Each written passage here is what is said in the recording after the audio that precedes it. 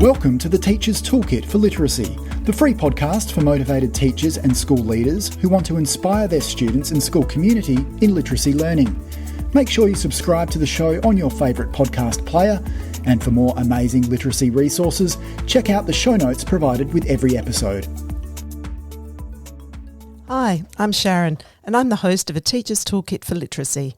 In every Toolkit episode, we bring you specific resources, tools, strategies, tips, techniques to help you in your job as a teacher of literacy. Firstly, we acknowledge and pay our respects to the Kaurna people, the traditional custodians whose ancestral lands we gather on. We acknowledge the deep feelings of attachment and relationship of the Kaurna people to country, and we respect and value their past, present, and ongoing connection to the land and cultural beliefs.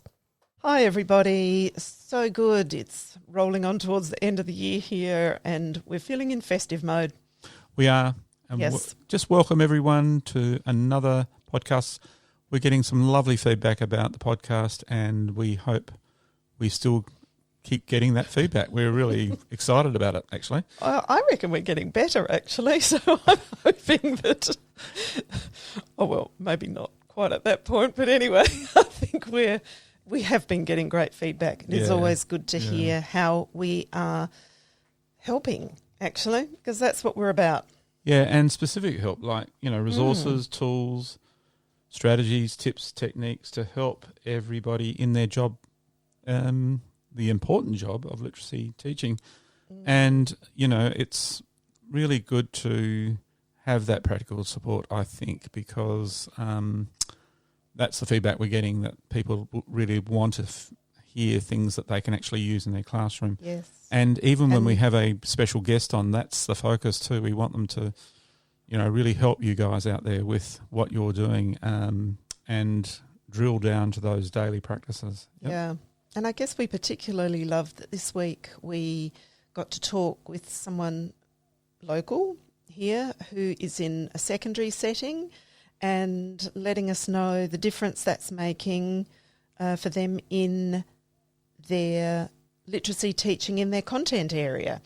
So in a secondary school. So I'm loving that whilst we might not be, we are more focused probably on the primary years, but I love that people are making really ready application, from what we're talking about into that secondary setting. And I guess in many ways it is a universal conversation we're having about literacy anyway, that it isn't just defined to, we are talking about readers and writers and not necessarily at particular stages of development. There are specific needs in each of those year levels. Yes. But there are general things we talk about that apply across the board. Yeah. But we also drill down to those different levels at times. Yes. Yep. Yeah. And I guess today we are talking, not that we're there just yet, but I'll say it whilst I think of it, that we are talking about some universal things today that, in fact, so universal that we're talking about what can happen for every child. Yep. So anyway. And they ring true with the group of schools you're working with, Sharon. The teachers have really found these useful, practical, they come away from it, Yeah, saying, and I'll talk a bit more about that, as we go on. But first up, you need your little chatty ramble about the week that has been for you.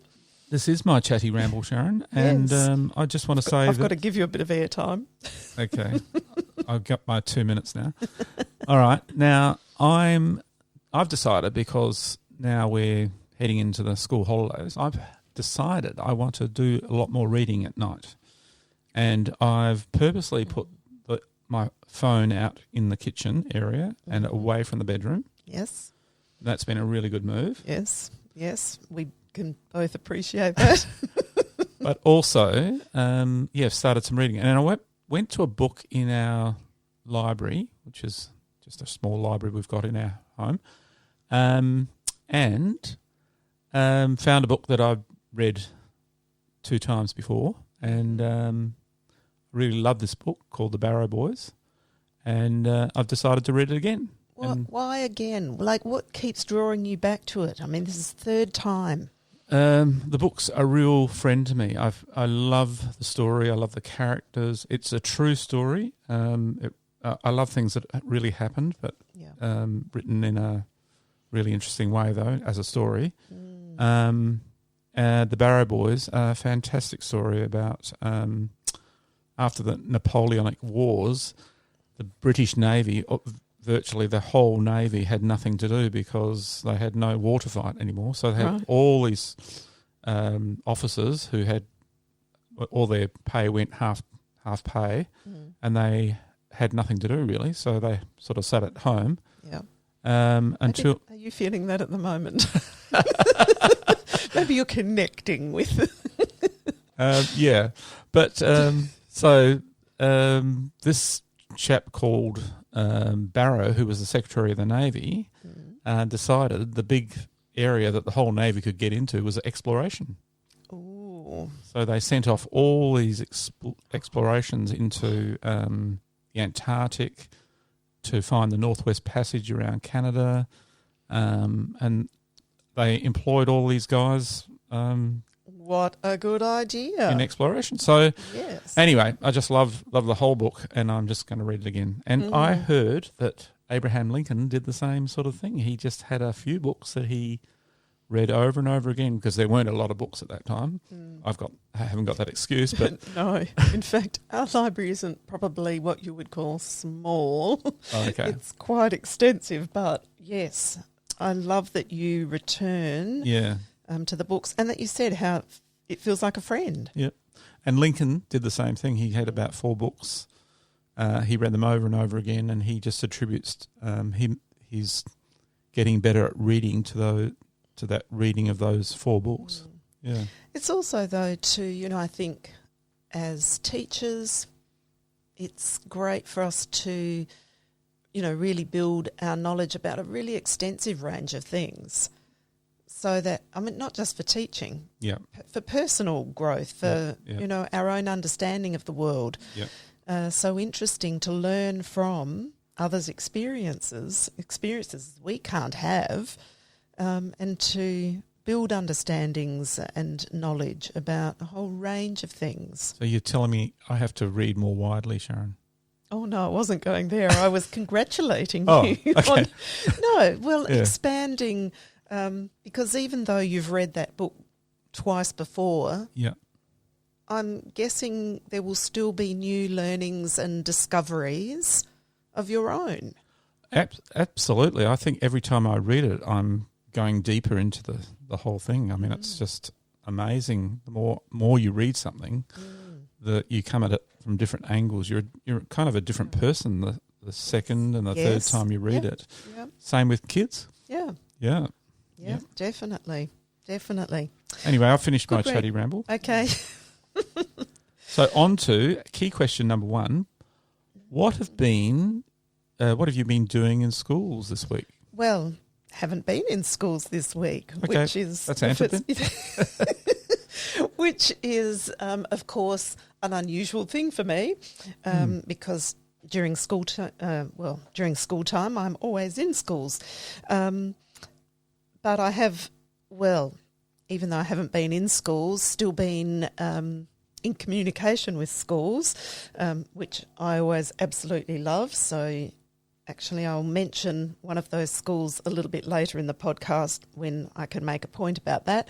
But whilst I haven't been in schools, one of the things, like you, Phil, I've really ramped up my reading, and especially nighttime reading, so putting aside all other things.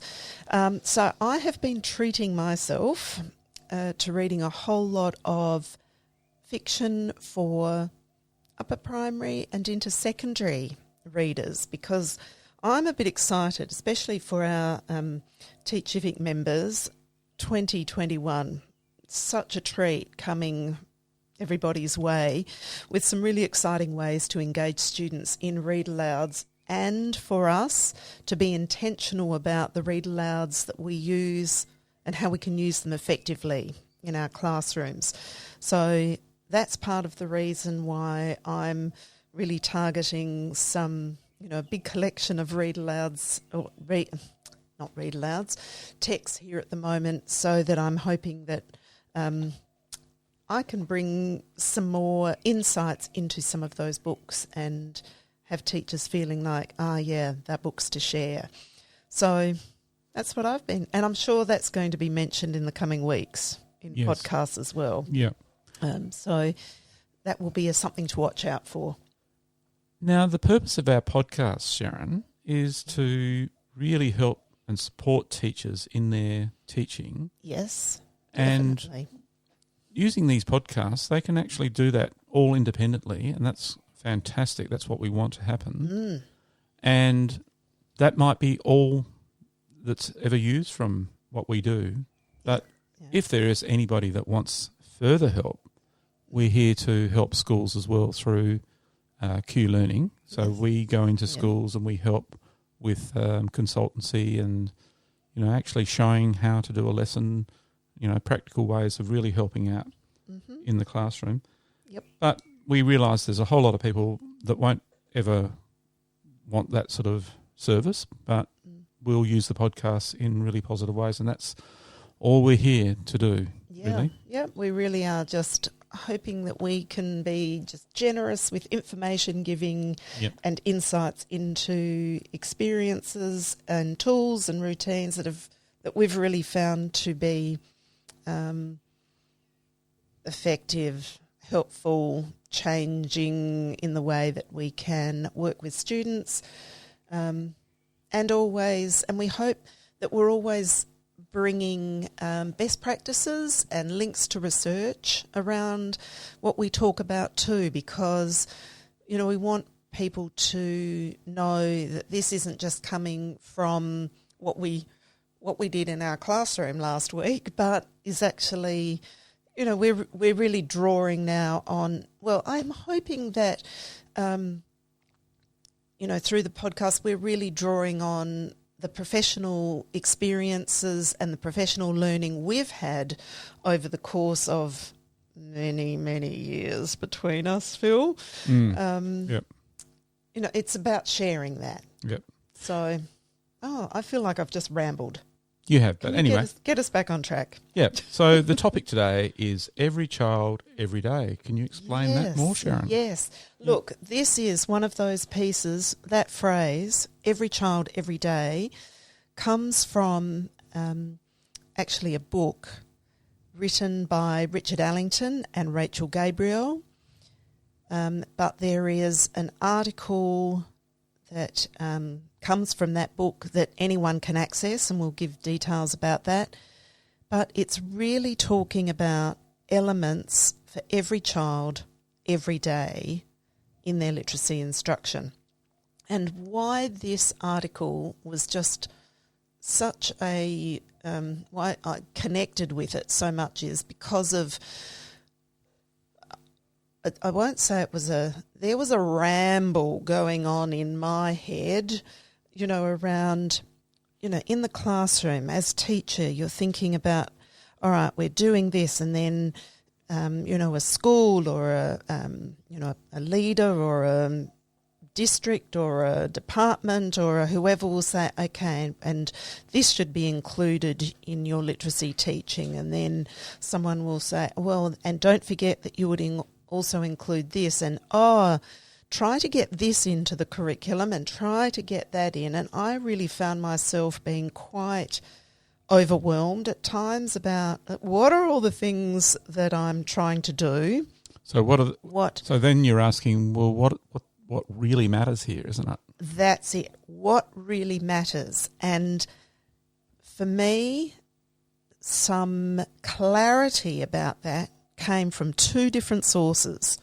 One actually came quite a long time ago, and that was through the Early Literacy in Service course that talked about what were the essential elements of a strong literacy program that should be part of every day. But it wasn't until I read Allington and Gabriel's work, Every Child, Every Day, where they talked about, they put it in those terms, what are the elements that are the everyday elements of our teaching, what matters for children, and not just for not just what matters for our good learners, but what matters for every child, wherever they are in their journey as a literacy learner. And that became one of the most powerful pieces for me. Marrying that with Allington's other work that he'd written and research about, what really matters for struggling readers. Yeah. This Every Child, Everyday piece really crystallised or gave me what I now feel is a laser-like focus into what is it that I will chase down, what is important to chase down for every child every day. And then you applied that in your own teaching, and Yes. then you discovered that it rang true with all the bells started to go off, and you said, this is actually, yes, this is what I really believe in. Yes. And it's really working. I can see this really making a difference. Yes. When I concentrate on these things. Yes. Yeah. And it's not just me that has found that as I've shared this, especially with the schools that I've been working with over the years, and particularly this last year with the Be Brave and Lead project, and with, in fact, today. So here's that piece about, still communicating with schools at the moment, even though it's holidays. So 2 of the teachers that were part of Be Brave and Lead this year, and will follow on for another year with Be Fearless and Lead. So Sarah and Steph, just absolute gun literacy leaders, took to the staff. So this Every Child, Every Day piece, we talked about that in every session this year, the 7 sessions. But there's something that Steph and Sarah did with this Every Child, Every Day piece, and that was they took it to their staff and they did a self-audit on these 6 elements and said, what are each of us? Put a green dot on which of these elements every child every day experiences. Put an orange dot on it if some children some of the time. Put a red dot on no children any of the time. Right. So... And that was effective. It was so effective that they're really now driving. They've looked at that, and I know we haven't even talked about what these 6 are yet, but in looking at that, they are now seeing that their big question has been, all right, now, how are we going to... We absolutely believe, because we've started playing around with this, and we can see the difference it makes when we implement any of these elements. So how can we as a school now chase that down for every child every day? And the really interesting piece about that is how they've really made the connection, because of course we've also been, we've been guiding through the Be Brave and Lead to think about this, but the workshop model with those elements of having children having time to practice independently every day their reading and writing has really... But we're jumping the gun here a little bit. I need to talk about what these 6 are. Yeah, just before you do, just clarify the Yes. workshop model. I'll just briefly say, very simple, in simple terms, is the mini lesson, which we've talked about. Yep. The practicing. Independent practice. And then the share. Yes. But we will have another podcast on another day about the workshop model, because that's a very important piece as well. Yeah. And fantastic way to enhance your teaching, guys. Really get into that. Yes. But let's start with these 6. Well, yes, there happen to be six elements for every child. And every day. So Allington and Gabriel talk about them as the 6 elements of effective reading instruction. So I do want to clarify that this is related to reading, but we also know that reading is in service to writing, writing is in service to reading, and that through these we also have big payback in writing. But I'm not saying that they are, and neither is Allington and Gabriel, saying that these are, this is about reading instruction. Yep. So There's a bit of gold there, Sharon. Reading is in service to writing and writing is in service to reading. It's almost something you could make into a poster somewhere because it's so important, isn't it? Mm-hmm. They are so related. Yes. They strengthen each other Yep. magnificently. Yes. And make your literacy teaching so much more powerful when you can get that actually going in your classroom. Yeah. When Not there all is the- that connection. Not all these segregated bits and pieces. Yeah. You bring it all together and wow, what a Yes. difference a day makes. Yes, yeah. And we frequently can talk about, we can say good readers do this, good writers do this. There are many things where we can say good readers and writers do these things. Yeah. So it's important for us to help make that connection. In fact, we talked about that as one of the important levers is that where we can connect, where that connection is made between reading and writing, we've really got and I think we're going to get stronger into growth. that topic more and more. Drum roll, please, Sharon. We are really going to get into this now. I know. Folks, you've been waiting I know. patiently there, and we've finally got to it. Here we go. Without further ado, the 6 everyday. No, sorry. Elements. Every child, every day. I said it the wrong way around. Elements. Off we go. All right, so the first one is every child reads something he or she chooses.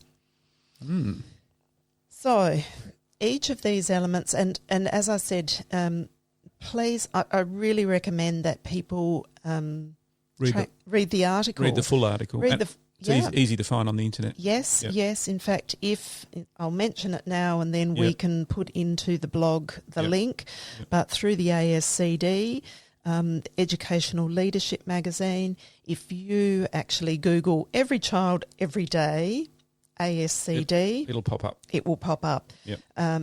It is it's about a 4-page read, so Okay. it's but every child reads something he or she chooses. So we actually know that why does every child every day need this? Because we know that student-selected reading, so that they make the choice of it, not being given something to read, but they're making the choice.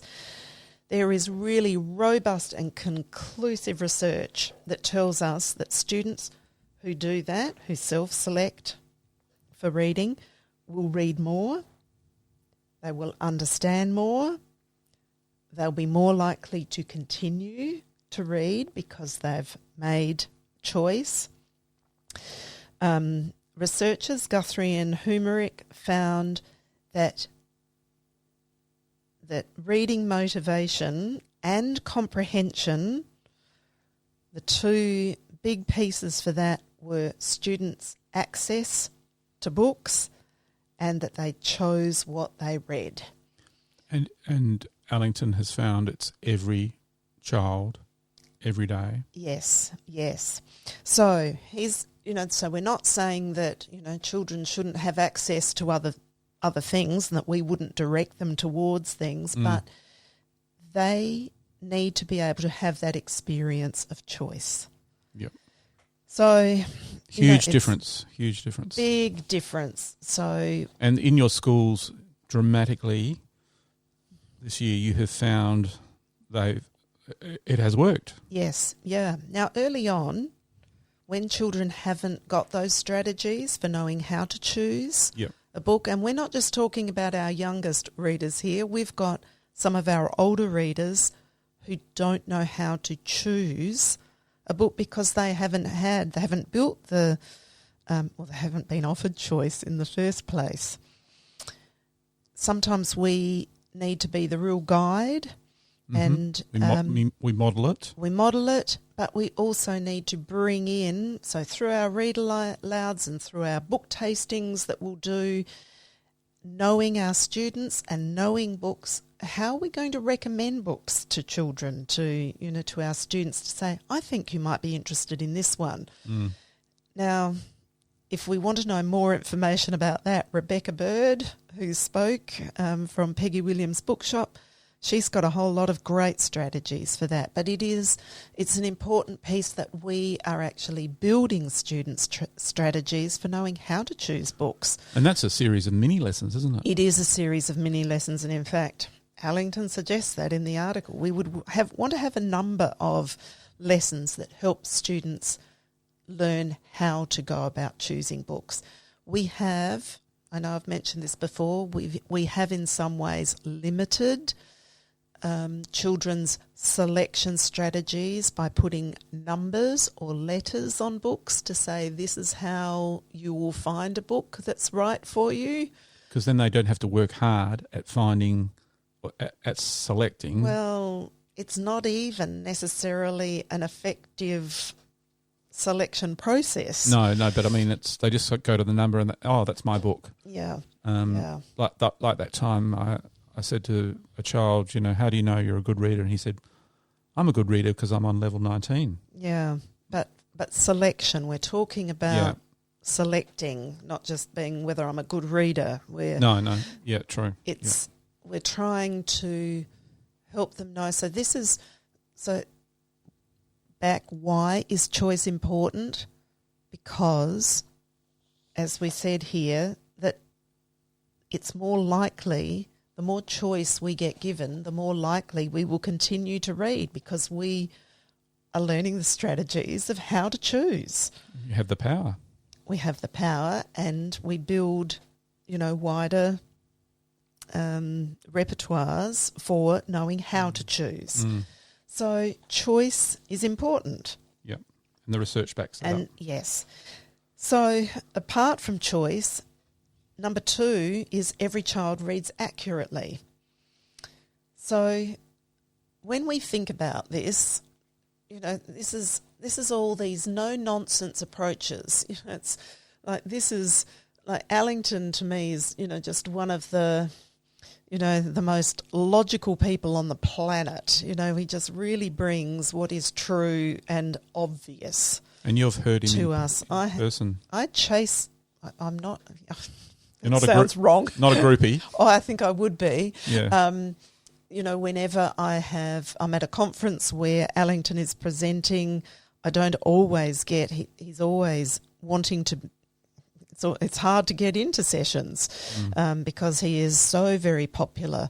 But to read, that's why he's written a lot, so that means we can chase up a lot of that information. And I really endorse him as somebody to follow up with. But every child reads accurately. So good readers actually read with accuracy almost all of the time. So when we have children who aren't reading with accuracy, it's really difficult for them to grow as a reader. Yeah. So we actually want, and they've been able to put, we would say that, the just right book should be a high rate of accuracy. So 98% or greater is actually where we're going to get the most growth. So it isn't just how much time we're spending with a book, it's how we're growing. So the more accurately we're reading, the more we grow. So my Barrow Boys Yes. book, I'm very, it's high accuracy because I've read it a few times now. Okay, and rereading can help with accuracy. So So for some of our, for our readers, rereading a book, we will read it with greater accuracy each time because we're using more strategies. We're using prediction to help us. We're bringing background knowledge to this. We're bringing strategies to it that because we've read it before. So rereading, yes, but it isn't just time spent, but it is the intensity and volume of high success reading.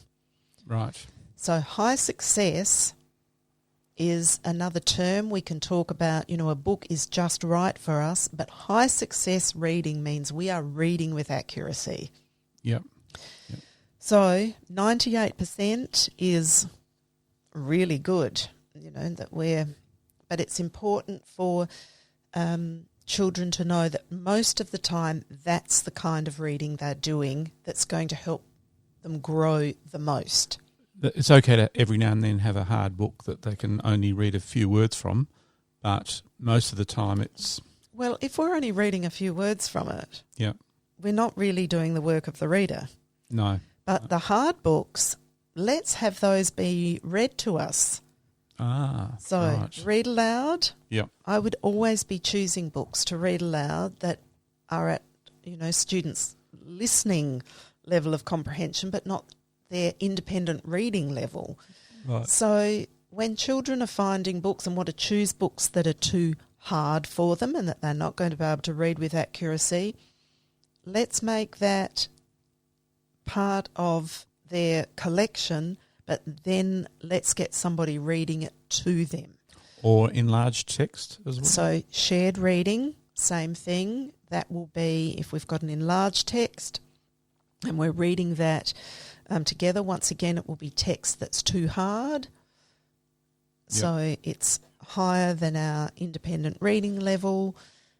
But because our eyes are on the page and we're doing that with somebody, so with the teacher, then, we've got different levels of support. And we're doing that for different reasons then. But when we are practicing, when we are reading for ourselves and doing the work of the reader, that's what independent reading is. It's successfully doing the work of reading, the business of reading. So we want text to be accurate so that we can do not only be reading with accuracy, but number 3 is to read with understanding. Because if I'm reading accurately, then I should be able to understand what I'm reading. And that, at the end of the day, is the purpose. Getting meaning out of the text. Getting meaning from it. So It's not just about, yes, I read all of those words and I read it accurately. I'm reading it because I want to get meaning from this. And I'm thinking as I'm reading. So I'm not just at the end of reading going, oh yeah, I understood that. I am doing all of that thinking and understanding work. That's part of my reading accurately. I'm doing all of that work as I'm reading. So every child every day should be comprehending. Yes. And reading accurately. Yes. And choosing. Yeah. And we could say, well, what about all our children who aren't at grade level or who we would say require some intervention? We know research tells us clearly that if they're missing out on time to read with accuracy and comprehension, we can get them doing a whole lot of activities, broken down skills, strategies, disconnected things. That's not going to get growth. Growth for readers happens through choice, accuracy, understanding. And this is every child. This is so important that Allington wrote a book about struggling learners or readers. What really matters for struggling readers. Yep. Yep. And that's another great book to read, isn't it? Yes. Yeah. So it's not because those children who need intervention need different things. They need what readers need. This is how we grow. So, number 4, every child writes about something personally meaningful. Okay, so bringing in writing. Yeah. So we would So an important part of our reading is actually being able to write about our reading. And writing about it, not with low-level, literal kinds of responses, but with thoughtful, insightful, deep responses to how our reading has impacted on us as a person. That's what something personally meaningful means. So in Australia, as part of the English curriculum, we talk about at each of the year levels that students should have the opportunity to make personal responses and have personal preferences for their reading. Now, personal preferences, of course, relates to choice. Personal responses, that is, what does our reading, or what's been read aloud to us, or our own reading, what does it mean to us? So writing something, and I would say that every week our writing should involve at least some really meaningful response to our reading. Now, meaningful response might not be what I'm thinking about the reading. I might write in a particular way because I have been influenced by the author that I have been reading in the way that they talk about things, or the way they express things, or how they've said something where that might spill over for me into my writing. And that's I'm writing something personally meaningful then, because I've learnt from that. I'm reading like a writer. And I've said, wow, I can craft like a writer. I can be like a writer. I don't have to follow a formula. I can learn from writers. I can learn through that written form how I can communicate. So that's a much bigger thought than writing.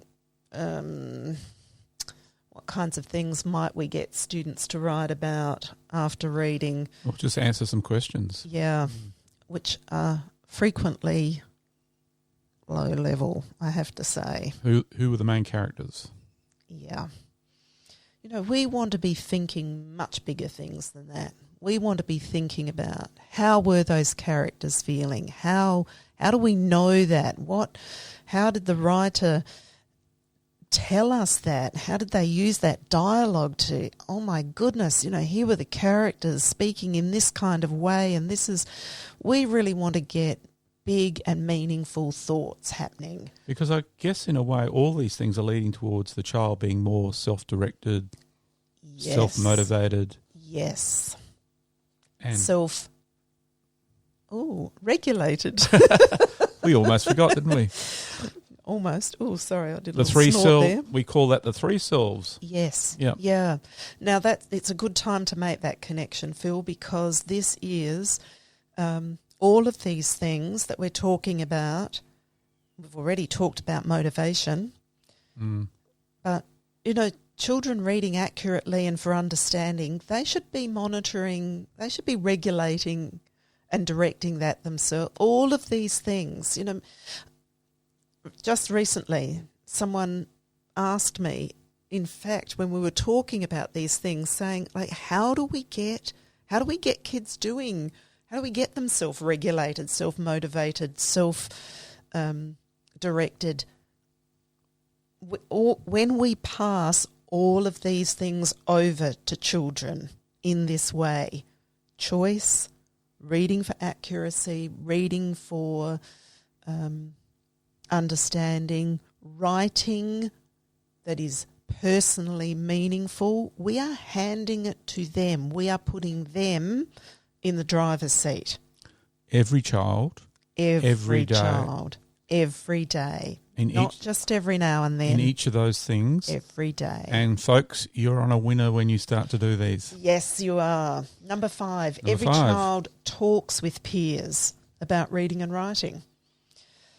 So, with all of these things, Allington and Gabriel will say, do you know, none of these things, like they're all underutilised pieces.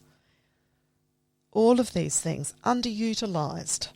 Across classrooms, generally. Yeah. So research has demonstrated without a doubt that conversations with peers, so every child, every day, talking with peers about reading and writing, research demonstrates that conversation with peers improves comprehension and engagement with texts more than anything else does. Dramatically. So, once again, we're not talking about conversations that are about low-level things. So not conversations of, what colour was so-and-so wearing on that day, if it's not a meaningful piece. So much deeper thoughts but about... it's about analysing and commenting and comparing and really thinking about what they've read, not answering questions about it. No. Thinking, doing the thinking. But open types of questions can be good, Sharon, not a closed type question. That's right. Yeah. Yes. Actually one study, I love this, so for Webb and Chikowski in 2000 found that there were better outcomes for students who simply talked with a peer about what they'd just read, so doing some thinking about, what did I discover? What am I wondering? What did I learn from this? Than when they spent the same amount of class time highlighting important information as they were reading. Yes, because so much of reading and writing is about what you're thinking while you're doing that. Yeah. And unless you talk about it, who's ever going to know what someone was thinking? Yes. So that synthesising of information comes best when we're actually talking about it. So, folks, get the kids talking. Yes. Yep. Allington will say it's probably one of the most underutilised yet easy to implement elements of instruction. Right. Kids talking, and that can be, how do you get that built in every day? Well, here's actually a little tool right now. Yep. Building in at the end of reading time each day for students to do a turn and tell. Yep. Just turn to a partner, 60 seconds each. Off you go. First partner, tell for 60 seconds about your insights, your discoveries, your wonderings from your reading that day.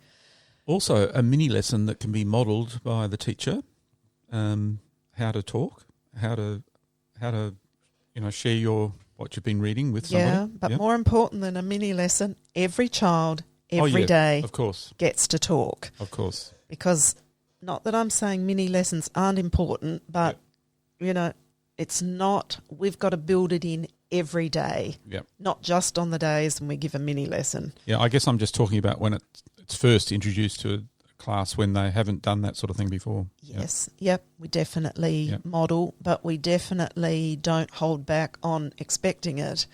We want to build that in. Expectation. Yes. Number 6, this one, we're on to one of my favourite things here. Every child listens to a fluent adult read aloud. Every day. Every day. So listen to all the things, this is all the buyback on read aloud that research tells us. Increases students' own own fluency. So when they hear a fluent adult read aloud, it increases students' own fluency and comprehension. It expands their vocabulary. It expands their background knowledge. It expands their sense of story, their awareness of genre and text structures. And text structures are an important comprehension strategy when we know about how different texts are structured. I'm not talking about the formula there. I'm talking about how a whole range of texts can be structured.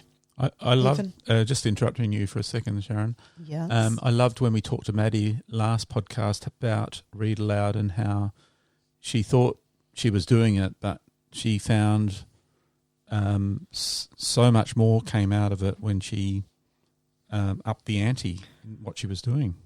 Yes. Do you remember some of the things that up the ante? Well, she talked about being more with the children when she was reading aloud. It wasn't just doing it to them and just them sitting back and listening. Yeah. Yeah. Yep. But I guess hearing about what's behind, the research on read aloud is fantastic. Yeah. So the key piece here, of course, is about fluency. Yep.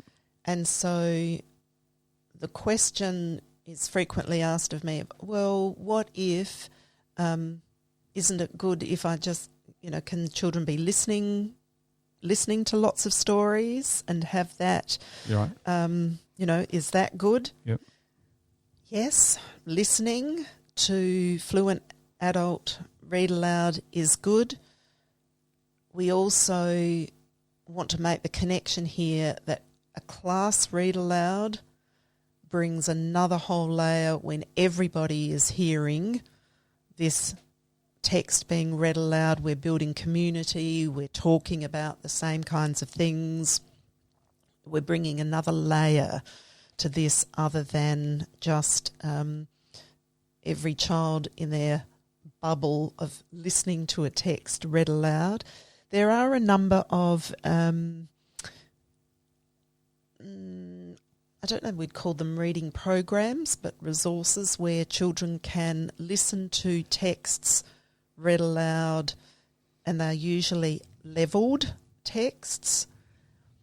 When children are listening to texts that are, near their reading level, we actually want them to be doing the work of that. The read aloud, we want those to be really rich and, bring whole new levels. Challenge their thinking? Way beyond Yep. their instructional level, way beyond. Yeah. Because we want to, when we listen to all of this, to all of the things that it is helping to improve, these are the things, so vocabulary, a read aloud that's got richer vocabulary than and concepts than we can that we can bring to that, at a more just right text. The read aloud is extending. It's taking us further. Because they might hear a really interesting word and say to the teacher, well, what's that word? That's a fantastic word. Whereas in your just right text, you're not necessarily coming across those richer, bigger words. Yeah. So we want to bring that. The read aloud is important for that reason. It's bringing a different level. Vocabulary. And of thinking. all of these Everything. things, of, the types of texts that we bring will have new structures that they might not be ready to handle in their own reading yet. But when we bring all of these things and we can talk about these things and explore those things through the read aloud, then we're really expanding. Yep. Where we're bringing a whole new level to our students' experience. And every child, every day, should be able to access read aloud. So this is fluent adult reading and ongoing text. Don't we just love how Maddie talked about for her receptions? She read them, the chapter book. Yep. Never, and that was really, me sort of saying, when are children, just raising the question, when are they old enough to be introduced to a chapter book? Hey, they're ready to listen, early. Yep. We don't have to wait. When do we say, they might be ready by year 3? No, let's bring chapter books. Let's bring the ongoing stories. Let's bring, the real richness. This is where we get to open up all those possibilities and motivate students to know, wow, this is the world that they are going into. This is what they're reading. This is the world that they're aiming for. Well, this is so exciting for every child in that class, no matter what level they are. Yeah. It is so exciting because they can expand from wherever they are. It's an entry point for every child. Entry point and an expanding point. Yes. As and well. Giving them richer and richer things to bring into their own texts. The richer all of that is for them, the more that they've got to bring into not only their reading but into their writing. I write differently when I have a really rich experience of text being read aloud to me. Yep. And not just every now and then, every day. Right. So in your school, Sharon, you've noticed this year some of these elements have been brought in and they're working. Yes. Oh, everybody, look, there's such exciting stories from, bringing in, like, just doing the read aloud every day and intentionally choosing, often that will be something ongoing, and that's been a new piece. So some of the stories that I can share out is by introducing, a chapter book read alouds. We've got more children in those classes understanding, that's how the chapter book works. I'm ready to move into that because I've had a chance to do the thinking over, or it's introduced me to a series now that I can get into. The read aloud, people have without a doubt talked about how that has spilt over into writing, and we get different writing when we are hearing such rich text being read to us. Right. Yep. Completely. Brian Camborne would talk about that, as that linguistic spillover, what we hear and, that vocabulary that we're building as we're talking about texts, and it will spill over into our writing. We're holding on to phrases, not just single words, but phrases that we might use, or structures that we now use because we've had a fantasy text read to us, and as we explore that, right, that's how fantasy works. It works because, and even the names sound like maybe not even real names, and the places aren't real, and there's the difference between realistic and fantasy, whatever that is, but new techniques the writer is using, all these things. Yep. So as readers and writers, teachers have talked about the difference that it's made, but there's been one,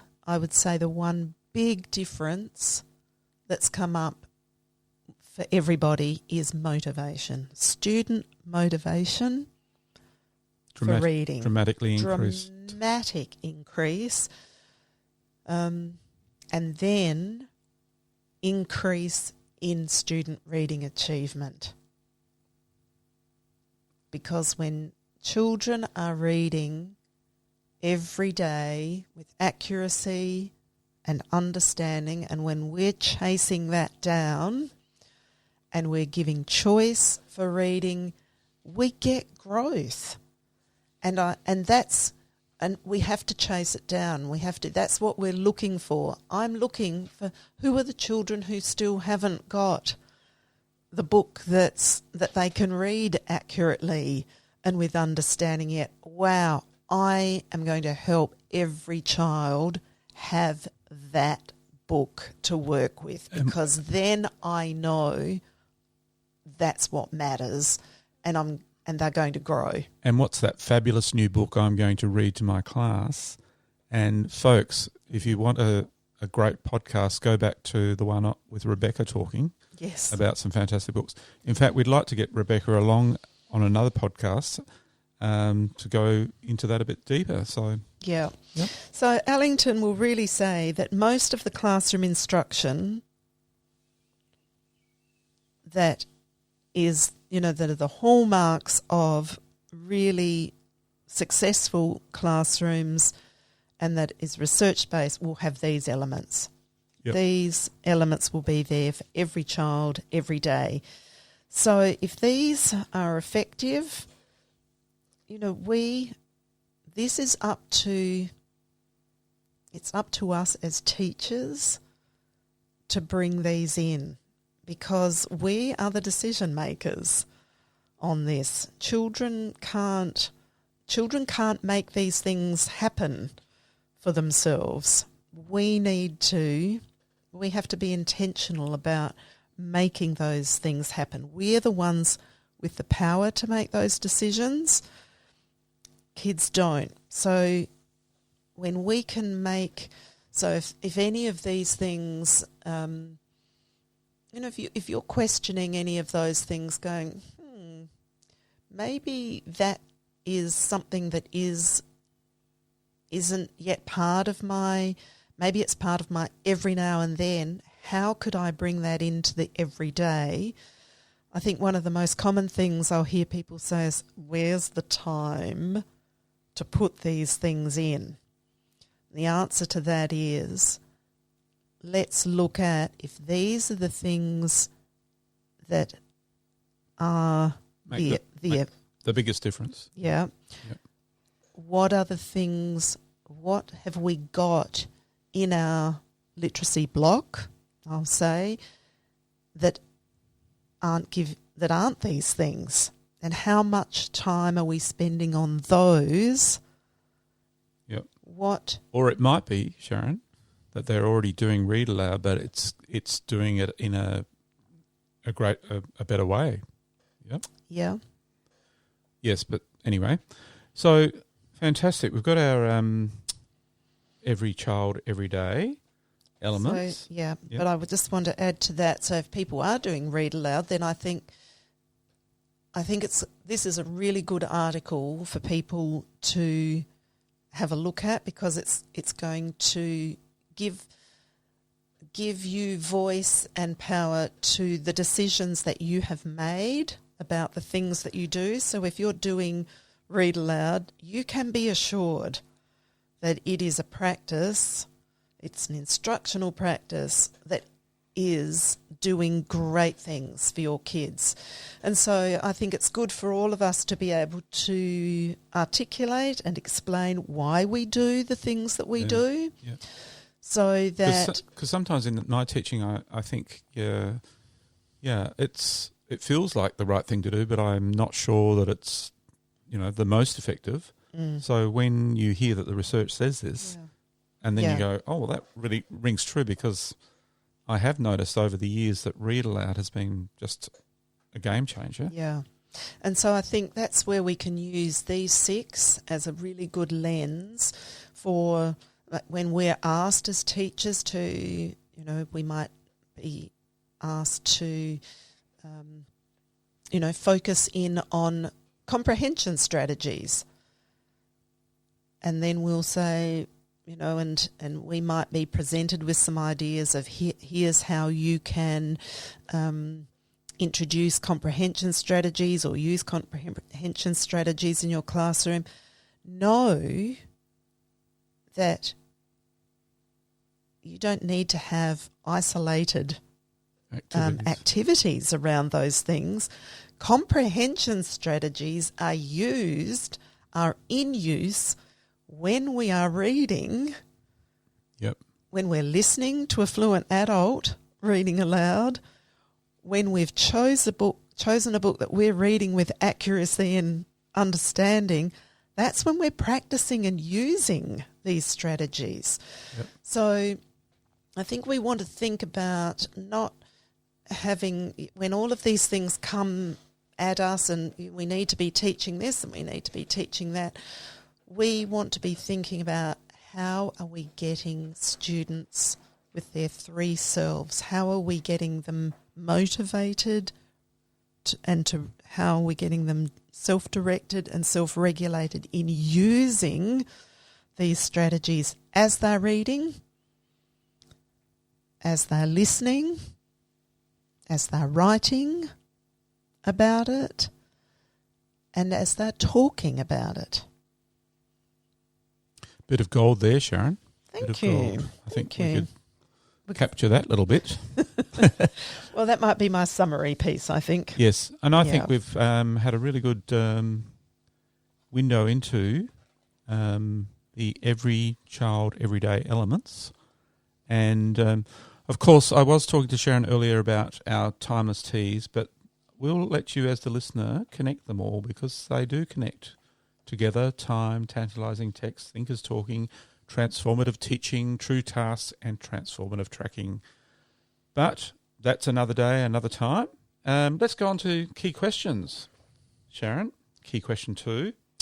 What's a good tool that you've used with teachers in relation to our every child, everyday elements? Right. So one of the tools that I've already mentioned that people can, if you're interested in reflecting on those every child, everyday pieces. Sorry, I'm just got a little bit tongue-tied there. Mm-hmm. You might want to do that on a personal level, and so there a tool, a good professional tool is that article to read. Yep. And then, of course, if you wanted to bring it to staff, if you're a literacy leader or a leader in your school, principal, you could use that article. If you're a Teachific member, we've got those every child, every day pieces on posters. And just like Mount Barker South Primary School did with their teachers, they put those 6 up in their staff room and got teachers putting those green, orange and red dots on there. Kind of a bit of an audit they did. Yes.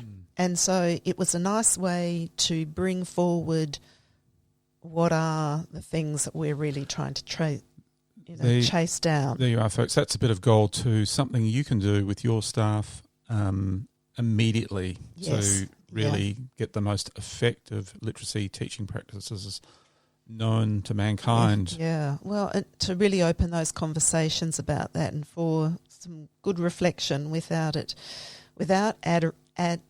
adding layers of, and here's some more things we want you to bring in. Yeah. So that would be that's actually been a tool that we've used. So I've used that in the workshops, in the Be Brave and Lead workshops where we've, reflected on those. So they're a nice set of posters to have up. And nearly all of the schools that I've been working with are posters that live in staff rooms. One other quick tool at the classroom level is we talked a little bit about writing, that meaningful responses. Readers' notebooks are a great place for students to be able to collect meaningful thinking about their reading, not answering questions after reading, not the reading card with the questions at the end. The really meaningful, this is what so in response to read aloud or in response to my own reading, what are the things that I'm really thinking about here as a reader? And I always recommend that that's a once a week writing piece, that we are writing about our reading. And can be very rich writing. Sharon. Incredible. Really, and with my kids, I love reading those responses and responding to that too. And you just realise how amazing your kids are as thinkers. Yes. Because they are writing such incredible stuff. Yeah. And it's actually a really good way of tracking students' thinking and understanding about text. If you want evidence of comprehension, you can have evidence of high-level thinking by asking good questions. Yeah, that is a key to it. Really good questions. as I was saying before, open kind of questions, but, just really rich questions that you can ask. And once again, on Teachific, we have got some of those good questions in the reader response section, but that reader's notebook is really a game changer. Wonderful way, yes, for what I call really collecting a reader's story. Yeah. Their story of themselves as a reader, their thinking, their ideas, their responses, books they've been reading. So, like all the things we talk about, Sharon, there are readers' notebooks, and then there are readers' notebooks. Yeah. Everything we talk about, there are read alouds, and then there are read alouds. Yeah. So if you're a regular podcast listener, you are going to be so enhanced in what you do in your classroom. So more and more, we'd like to hear some exciting stories about how things are changing, especially next year. And readers' notebooks, let's add that to the, I love to do a podcast on just readers' notebooks. Oh, I'll write that down. Write that down, Phil. And whilst you're doing that, question number 3, which is what's a tantalising text that I've used recently in a classroom? I am bringing to you an Oliver Jeffers book. Now, Oliver Jeffers, there's an author to chase up. Tremendous. He is Australian, currently living actually grew up in, was born in Australia. Jeffers is Jeffers. Yes, grew up in Belfast and now lives in Brooklyn, New York, not Brooklyn here in Adelaide, because we have a Brooklyn Park, don't we? But I'm bringing to you, so this would be a story, I've used it really with year 2s and up. Find this one hilarious. But I'm not excluding anyone below. Let's not underestimate ever. We have to know the readers. We have to know our children to know what we're ready to bring to them. We learnt this from Maddie last week, didn't we? Yeah. Well, not just from Maddie, but yes, Maddie certainly brought that to our attention. Yeah. But we do need to know our readers in front of us to know, do you know what I would just love to bring to them next? Which also means we've got to know some good books, which is why we try to recommend some books each time as well. But this one, An Alphabet of Stories from Once Upon an Alphabet, Oliver Jeffers. So this book, the alphabet is used to organise this book, and I think that's an important text structure that we can bring to our students, that we can be writing an imaginative text, which is what Oliver Jeffers has just done in this piece, because we often use the term narrative instead of imaginative. He's organised this alphabet of stories so that really each letter of the alphabet is a short story, is a little story. So I'm just going to read you, I'll start with A, to show you how this works. And you'll hear a lot of alliteration. So it's an illustrated book. He is author and illustrator, amazing man. And there's a lot of amazing author-illustrator packages. They do the two. Incredible. So here, A, an astronaut. Edmund was an astronaut. For ages, he'd been training to go on an adventure up into space to meet some aliens. Although there was a problem. Space was about 328,416 feet above him. And Edmund had a fear of heights. Anything over 3 feet in the air was a bit much for him. He had a long way to go. Another 328,413 feet, to be accurate. And that's the short story for A. Let me just read B. B, burning a bridge. Actually, I want you to read the whole book, but no, let's just go with B. Yes. Bernard and Bob lived on either side of a bridge and for years had been battling each other for reasons neither could remember. One day, Bob decided to fix things so Bernard couldn't bother him anymore by burning the bridge between them. But Bob learned an important lesson that day. He needed the bridge to get back. This is for thinkers. Yeah. I just love every one of these little short stories. And you have to turn the page to get to the last little bit, don't you? Yes, time. you do. That's a great technique. Oh, it's once again, there's all these things. Being a reader And good illustrations. Fabulous illustrations in his style. Let me just. And still available? Yes. Yep. Yes. I've just got to do one more. Okay. Half a house. Right. Helen lived in half a house. The other half had fallen into the sea during a hurricane a year and a half ago. Being lazy and not owning a hammer, she hadn't quite got round to fixing it yet, which was fine until the horrible day when she rolled out of the wrong side of bed. Wow. Can you picture that in your mind? Or I would love to do some writing about that. Would you? You know. But lovely. What a start for writing in your classroom as well. Well, absolutely. Yeah. Yes. This is what I call, there's a few, every book. This is a thinker's book. This opens up a world of possibilities as writers, as thinkers, as readers.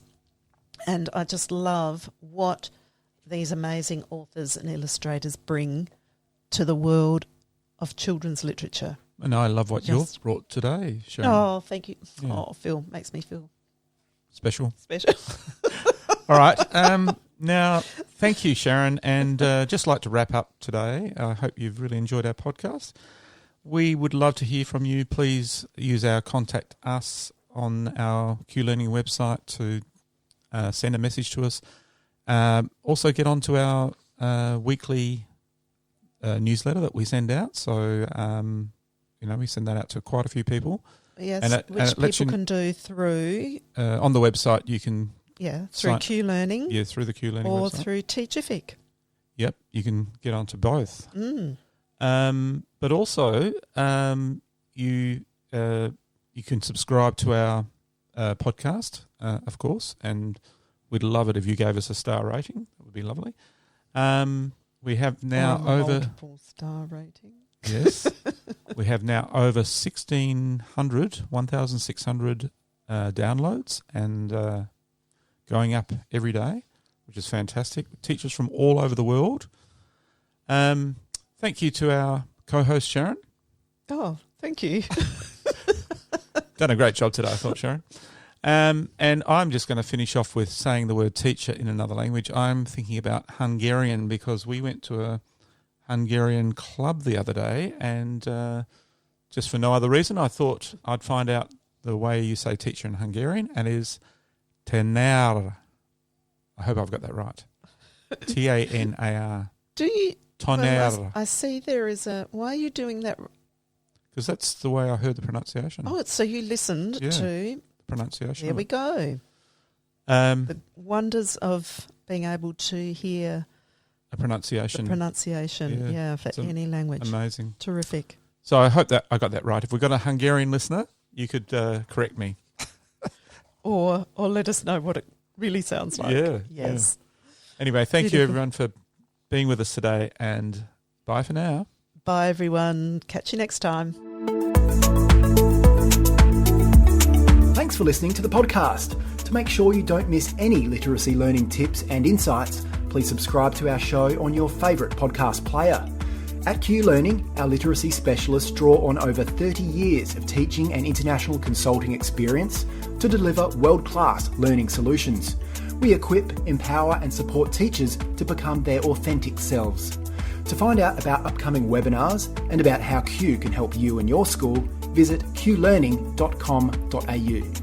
And you can get even more amazing teaching resources right now at teachific.com.au. Stay tuned.